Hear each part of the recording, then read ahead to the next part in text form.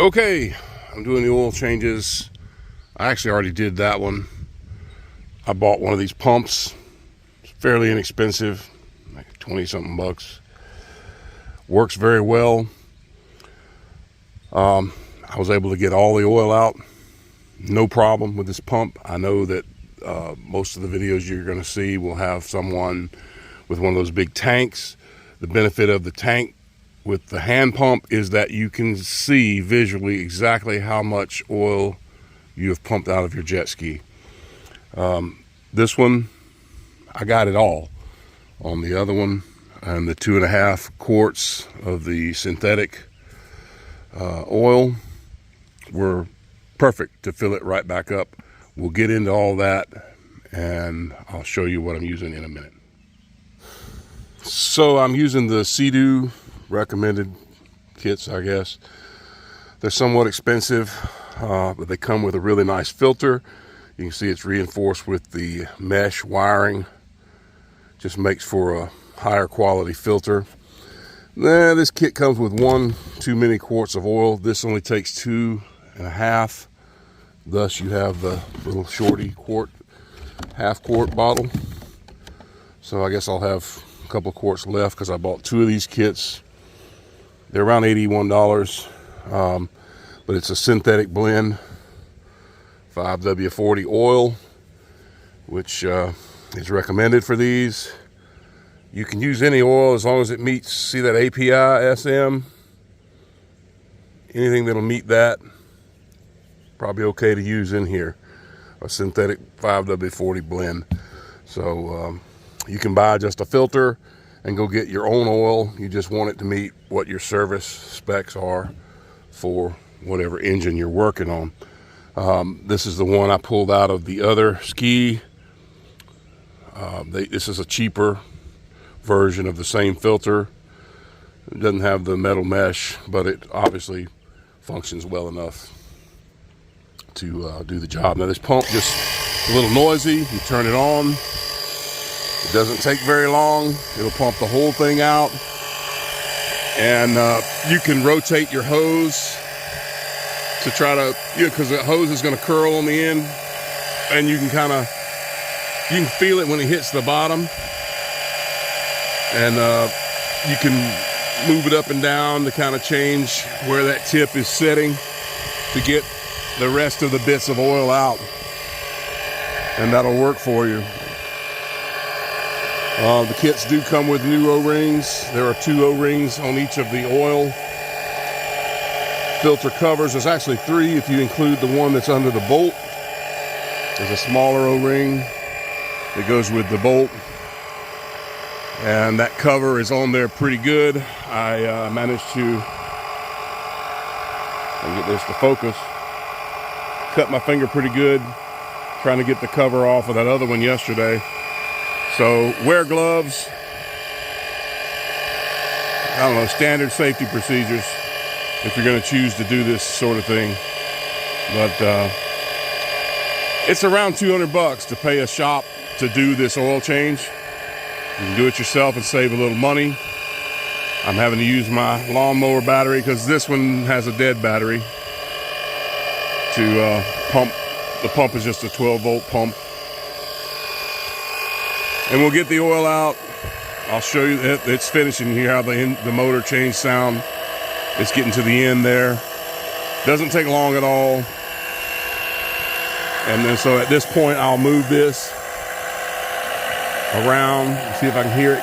You can hear the pump will change sound when it's grabbing oil again. It's sucking mostly air now. And you can take it and twist it. Try to get it to hit another little pool of oil in there for you. But that's going to be mostly it, I do believe. You can see we're getting bubbles through the line. Plenty noisy. Something annoying to put on the video for you instead of hearing the birds chirping around here like they always do in my videos, I've noticed. But this pump comes with 2 sets of these tubes.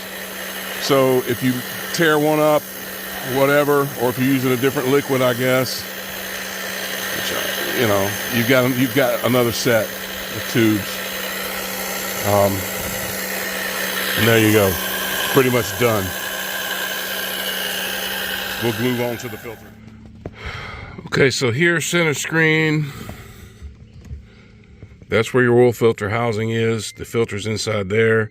You've got a weird Torx bolt that fits the top of it, but an 8mm socket will fit it, and I just found out my 11/32 will fit it, because my 8, when it broke loose, the socket dropped down into the hull of Mystery. Who knows if I'll ever be able to find it. It's going to be under the engine somewhere.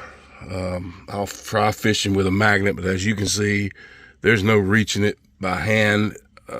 This jet ski may have a permanent resident until someone removes the engine. Because this, like I said before on videos, you drop stuff down in these holes, good luck getting it back. And I can tilt the trailer to try to get it to come back, but there's just nowhere to get to it. So there's no telling what's in there. The hull of Mystery wins again. There it is with the cover removed. You basically have to get a screwdriver in under the lip and work it from both sides. It was easier to get to both sides of this one than it was the other one. Pull out your filter, set it on your nice little rag that you've got ready, and change out your O-rings. You've got the one O-ring on the bolt here, and then you've got the 2 O-rings here. That's a thick O-ring that goes in the groove on the bottom, thin O-ring at the top. These kits come with, well, it's in this other box. They're orange. That's high temp O-ring is what the difference is. So there you go.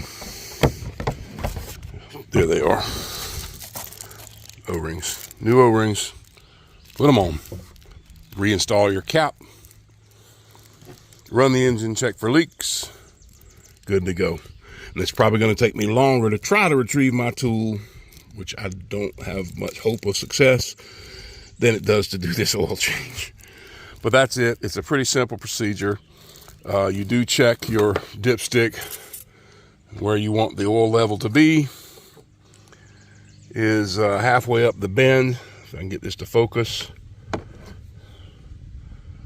See, there's a bend in the stick. You want the oil level about halfway up that bent area, because there is no fill mark. I guess they didn't want to pay extra for the tooling to have that stamped on there. But halfway in this area, and you're good to go. Simple procedure. You can do it yourself. It's just some people don't want to be bothered with such things, because you do get dirty, and there's a little bit of an expense for tools and time.